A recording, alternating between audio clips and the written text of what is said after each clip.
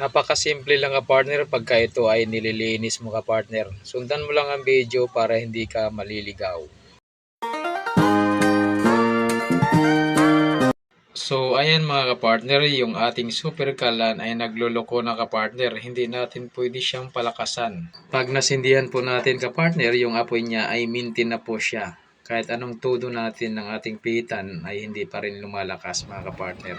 Kaya mayroon siyang diferensya mga ka-partner. Pag ganito mga senaryo mga ka-partner, huwag nyo po itong pababayaan mga ka-partner. Kailangan mo itong i-maintenance mga ka-partner. Meron po itong sikreto mga ka-partner. Meron po itong butas din mga ka-partner.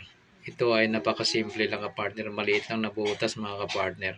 At ito ay kailangan natin tusukin mga kapartner. Pagka tinusok mo na ito kapartner, huwag kang gumamit ng karayom mga kapartner kasi ang karayom mas malaki pa kaysa butas. Sa sobrang liit nito kapartner, kailangan mo ng wire din mga kapartner. Kumuha ka ng isang hiblang wire at yun ang gagamitin mo kapartner para matusok mo na yung butas din mga kapartner. Paulit-ulit mo lang itong sundutin yung pinakabutas niyang maliit para matanggal na yung barado o kaya corrosion. Siyempre sa tagal nating itong gamit-gamit, nagkakaroon ito ng corrosion doon sa butas. Sa mga wala pang alam sa super kalan, ito ay hindi natin pwede gamitin sa indoor mga kapartner. Ito ay pang outdoor lang mga kapartner. For safety lang natin ito kapartner, kaya hindi natin pwede gamitin sa loob ng bahay mga kapartner. Doon tayo magluto sa labas ng bahay mga kapartner kung mayroon tayong lulutuin. Hindi kita tinatakot pero maaaring sumabog po ito pag tayo ay pabaya din mga kapartner.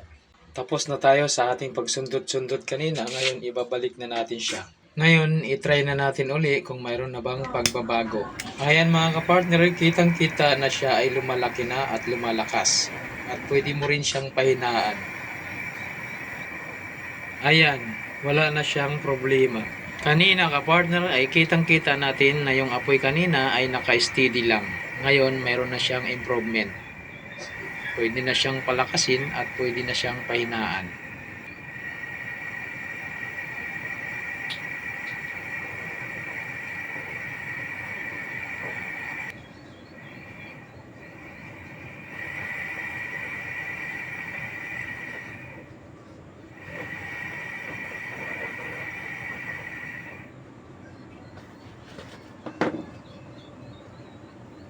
So ayan mga kapartner, kung bago ka pa lang sa akin channel, please subscribe, like, and share, and pakihit na rin ang ating notification bell para isa ka sa magiging updated sa aking mga bagong upload. Napakasimple lang. Gumana na siya uli.